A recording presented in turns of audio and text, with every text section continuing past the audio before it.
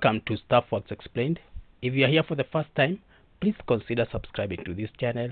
Also, hit the notification bell so that whenever you upload a new video, you're notified. In today's video, we'll be talking about DP World deal with Tanzania Ports Authority, and also another deal that Tanzania Ports Authority entered with an Indian company. In October 2023, the DP World signed a 30-year concession agreement with Tanzania Ports Authority (TPA). This agreement was to operate and modernize the Daresalaam port. The agreement allows DP World to engage the port's operations and invest in its infrastructure. Tanzania awarded the United Arab Emirates-based company a contract to operate 8 berths. The signed contract included HGA, host government agreement, the lease and operation of 4th to 7th berths, and a joint operation of berths 0 to 3 between TPA and DP World for commercial and government activities. Basically, what this means is that DP World will manage and upgrade Daresalaam port in Tanzania for the next 30 years. The agreement gives DP World control over 8 docking areas. They will exclusively handle berths 4th to 7th, while berths 0 to 3 or to that will be managed jointly with the TPA for both commercial and government processes. This partnership aims to improve the port's infrastructure and improve efficiency, enhancing its overall service quality and benefiting the trade in the region. In the agreement, the DP World committed to initial investment of over $250 million, with the potential to increase this investment to $1 billion over the concession period. The funds will be used for technological upgrades as well as advancement of equipment, and this is mainly to enhance the port's capacity and efficiency. According to the Container Ports Performance Index (CPPI) 2023, the port of Daresalaam has experienced a significant decline in its global ranking, dropping 55 places from 312 in 2022 to 367 in 2023. This decline has been attributed to inefficiencies and operation challenges that have impacted its performance.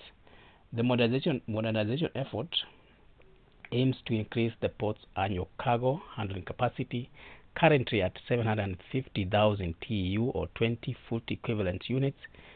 The initial improvements will focus on speeding up cargo clearing processes and reducing delays, while future investment might include facilities for temperature-controlled storage, benefiting Tanzania agricultural exports, better rail connections in the inland areas.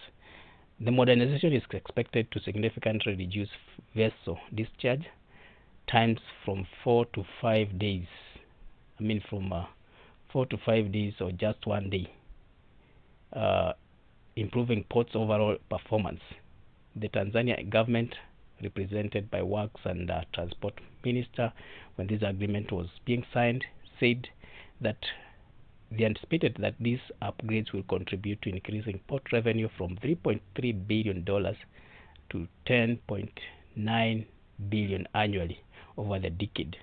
Despite these benefits, the agreement faced domestic opposition, with critics arguing that the terms favor DP World and do not provide sufficient benefits in Tanzania. The parliamentary resolution enabled the agreement that was contentious. Daresalaam port in Tanzania is the Tanzanian main port, which handles almost 95% of the country's international trade. It is crucial for the economies of East and Central Africa and serves global markets including the Middle East, Far East, Europe, Australia, and America. In addition to the agreement with DP World, Tanzania has entered another deal for the same port. Adani Ports and Special Economic Zone (APSEZ) has also secured a 30-year concession agreement with Tanzania Ports Authority to operate Container Terminal 2 (CT2) at the Daresalaam port. This arrangement, facilitated through Adani Ports and Special Economic Zone (APSEZ) subsidiary, which is Adani International Ports Handling Pte. Limited, and represents the company's third port venture internationally. As part of the deal, APSEZ has formed a joint venture with Abu Dhabi Ports Group and East Harbour Terminals Limited.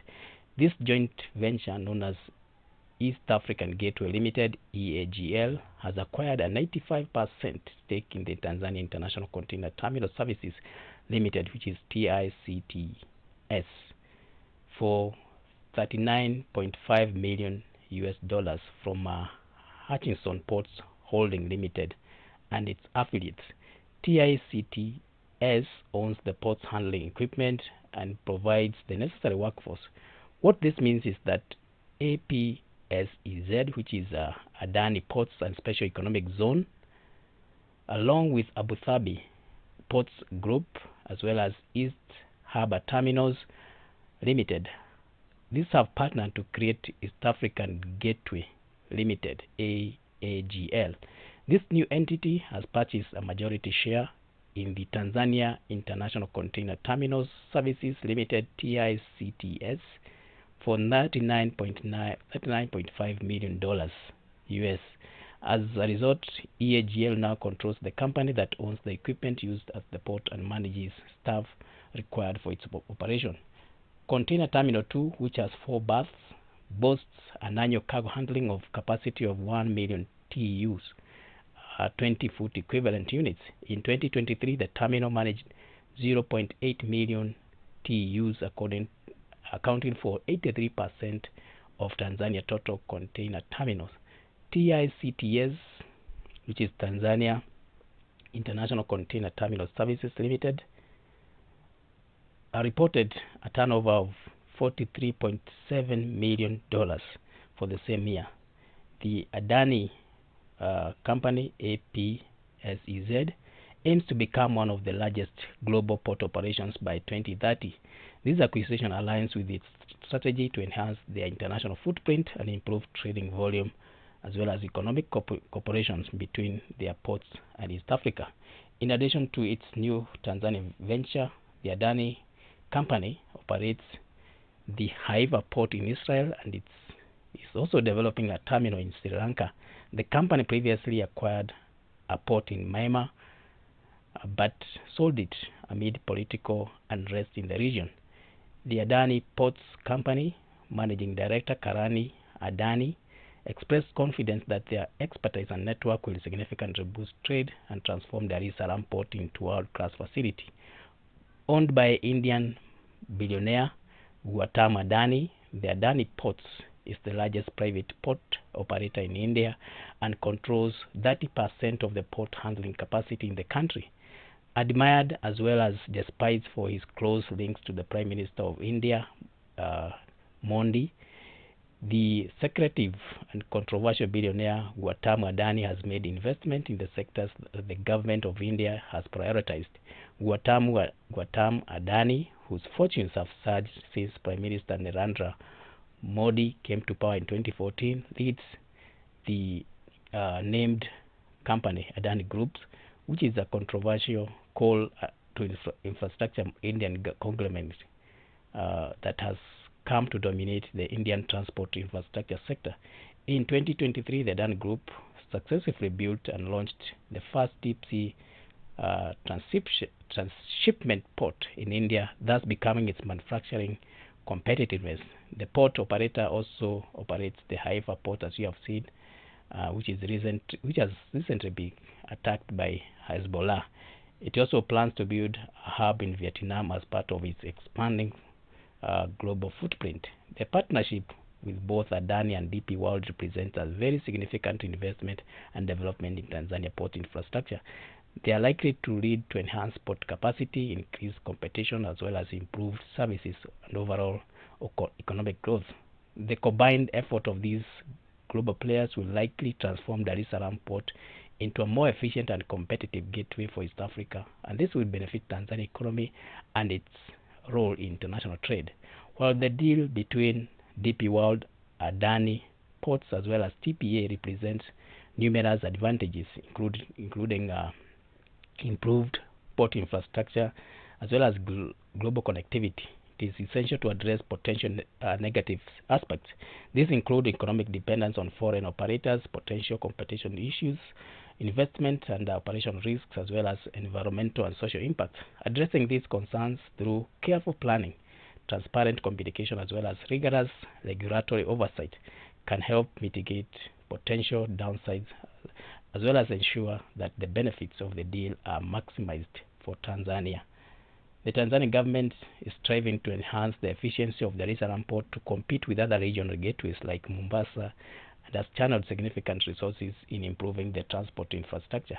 A key project in this is the standard gauge railway, which runs from Daresalaam all the way to Mwanza and to later connect to the neighboring countries of Rwanda and Burundi, as well as DRC.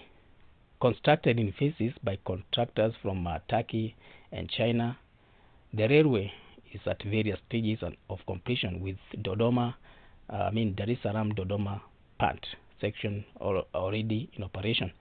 The SGR is expected to significantly reduce cargo transportation costs, with the time to move the container from Daresalaam to all the way to the DRC being reduced from 30 days by truck to a maximum of 36 hours, and this is a significant reduction. In conclusion, we can say that agreements with both DP World and Adani ports signal a significant shift for Tanzania port infrastructure, and this brings substantial investment and modernization to the Daresalaam port. These partnerships aim to increase the port's capacity, enhance its efficiency, and make it more competitive player in the region. However, an important question remains: will Tanzania truly benefit from this deal? The key factor to watch are whether this improvement will genuinely enhance the port's operation performance and boost country's economic growth. Additionally, it is crucial to consider how these agreements will address potential challenges such as dependence on foreign operators, competition between these partners, and broader economic and environmental impacts. With careful planning, transparent communication, as well as rigorous oversight, Tanzania can maximize the advantage of these partnerships and ensure that the port becomes a more efficient and competitive gateway for East Africa. So thank you for reaching this far. If it's your first time here, please consider subscribing to this channel. Also hit the notification bell so that whenever I upload a new video, you are notified. Thank you.